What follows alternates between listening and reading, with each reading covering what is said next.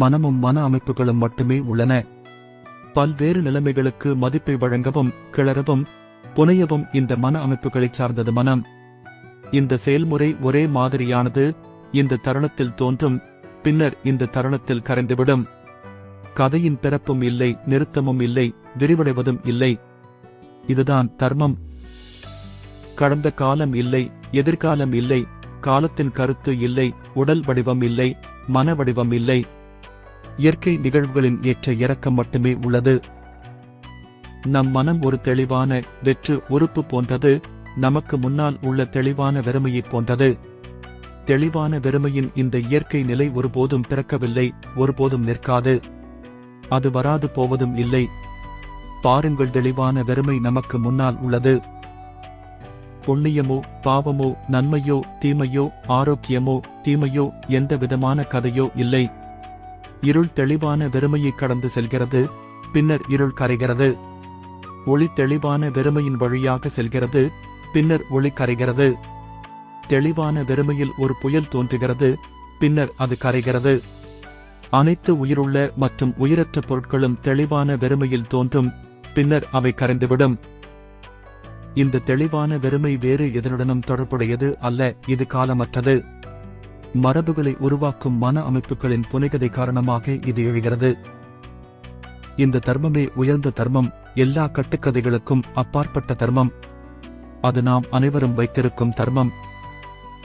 நமது மனம் இந்த தர்ம உறுப்பு. இது வெறுமையின் சூன்யதா உறுப்பு. இது தெளிவான வெற்று உறுப்பு. இது உயிர் உறுப்பு.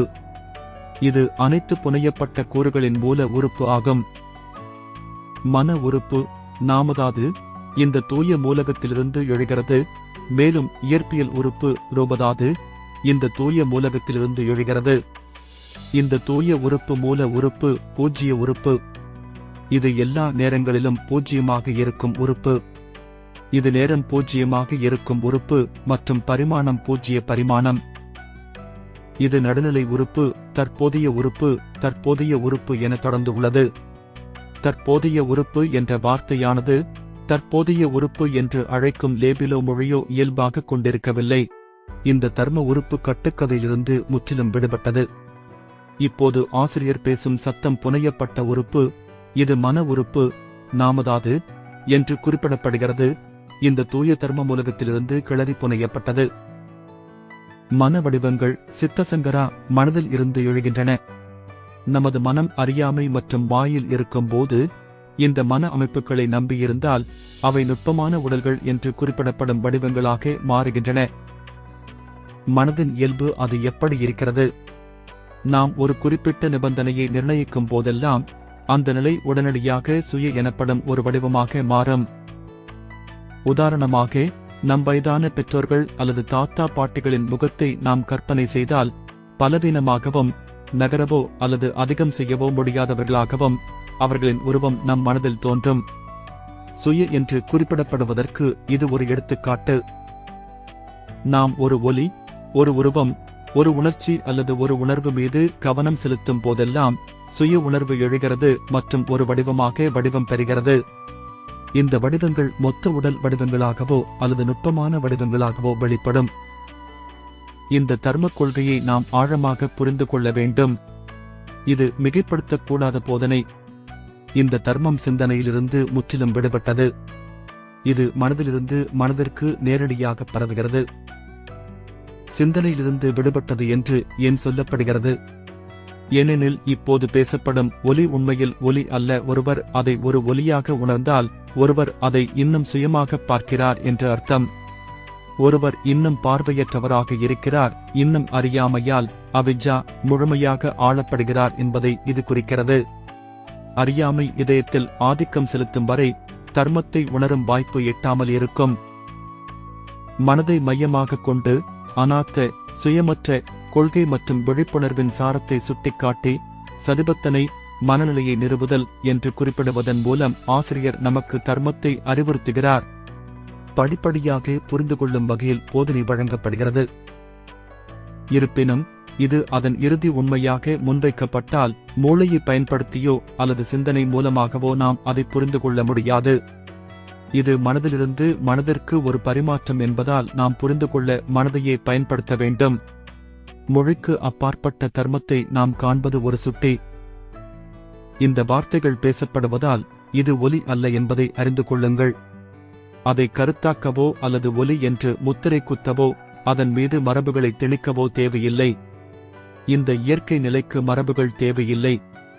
விஷயங்களை உண்மையாகவே அறிவதே அதன் ஒரே செயல்பாடு.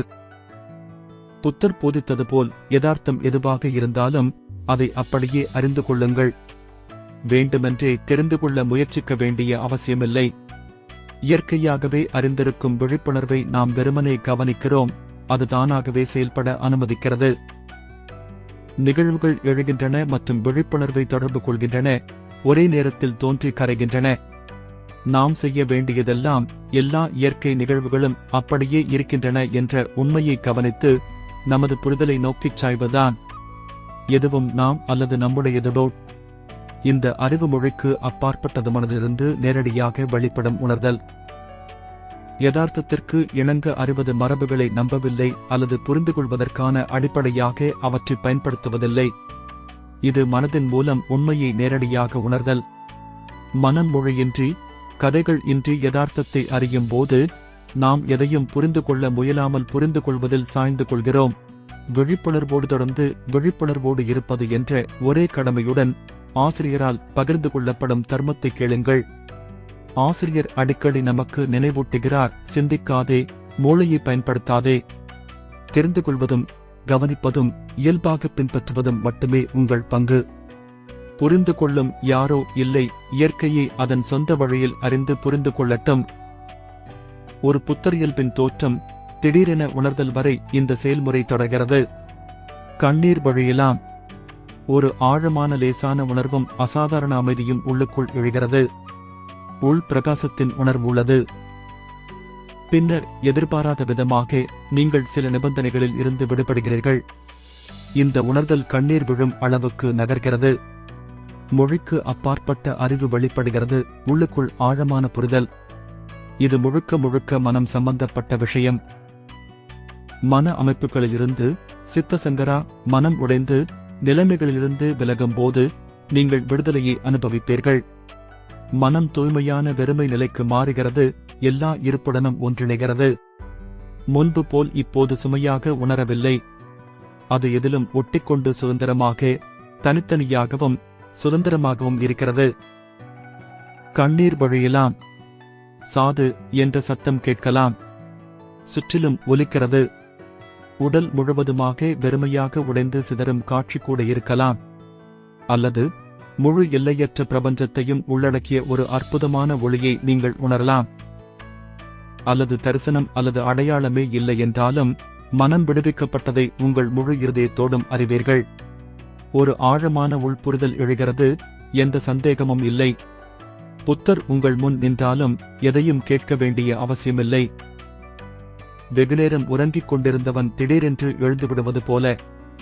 எழுந்ததும் நின்றதும் நடப்பதும் தாங்கள் விழித்திருப்பது உறுதியாக தெரியும். விழித்திருப்பவர்கள் விழித்திருப்பதை அறிவார்கள். இதற்கிடையில் இன்னும் தூங்கிக் கொண்டிருப்பவர்கள் எப்படி எழுந்திருப்பது அல்லது விழித்திருப்பது எப்படி இருக்கும் என்று யோசிப்பது பற்றி மட்டுமே கனவு காண முடியும். தூங்கி கனவு காண்பவர்களால் உண்மையில் விழித்திருப்பது என்ன என்பதை புரிந்து கொள்ள முடியாது. அவர்கள் எழுந்திருப்பதாக கனவு காணலாம், அவர்கள் எழுந்திருக்க முயற்சிப்பதாக கனவு காணலாம், அல்லது அவர்கள் எழுந்திருக்க ஒரு வழியை கண்டுபிடிப்பதாக கனவு காணலாம். ஆனால் தூக்கத்திற்குள் அதெல்லாம் கனவாகவே இருக்கிறது. நாம் அனைவரும் மனம், தூய்மை, தெளிவான மற்றும் சாராம்சத்தில் வெறுமையாக இருக்கிறோம். மாநாடுகளின் உலகில் மனம் கற்றுக்கொள்ளும் போது அது மன அமைப்புகளின் கிளர்ச்சி மற்றும் புனைவுகளை நம்பியிருக்க வேண்டும். மனமானது சித்தசங்கரா மன வடிவங்கள், எண்ணங்கள், உணர்ச்சிகள் மற்றும் விழிப்புணர்வை செயலாக்குவதற்கும் புரிந்து கொள்வதற்கும் சார்ந்துள்ளது. ஆனாலும் இந்த கிளர்ச்சிகளும் புனைவுகளும் எழுந்து மறைந்து விடுகின்றன. இந்த புனைவுகளில் மனம் ஈடுபட்டாலும் அது ஏன் கற்றுக்கொள்கிறது என்பதற்கான பதில்களை காணவில்லை. கற்றுக்கொள்வதற்கு இந்த கட்டுக்கதைகளை நம்பியிருக்க வேண்டும் என்பது மட்டுமே அதற்கு தெரியும். இதேபோல் நாம் ஒலியை கேட்கும் போது அர்த்தத்தை வழங்க அதை நம்புகிறோம். உண்மையில் நாம் ஒருபோதும் பிறக்கவில்லை, நமக்கு உடல் வடிவங்கள் இல்லை.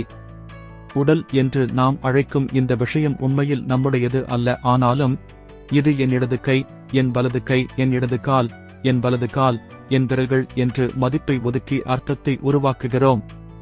ஒலி மற்றும் மரபு அடிப்படையில் அடையாளத்தை ஒதுக்கி ஆண் அல்லது பெண் என்று முத்திரை குத்துகிறோம்.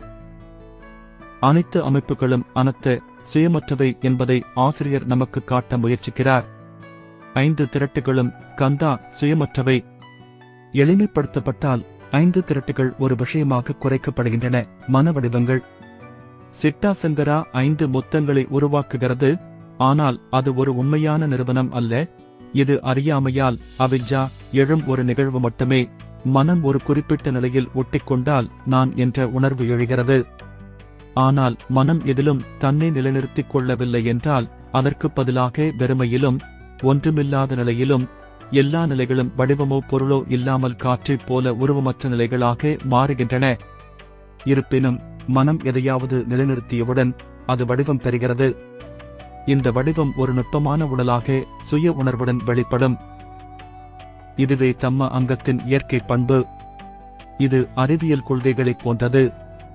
அணுக்களின் மிகச்சிறிய கூறுகளை குவார்க்குகள் மற்றும் குவாண்டம் துகள்களை விட சிறியது. நாம் ஆய்வு செய்தால் மனம் அனைத்து உறுப்புகளிலும் நுட்பமானது என்பதை நாம் புரிந்து கொள்ளலாம். நம் மனம் ஒரு தூய்மையான, தெளிவான மற்றும் வெற்று உறுப்பு. நமக்கு முன்னால் இருக்கும் தெளிவான வெறுமை போன்றது.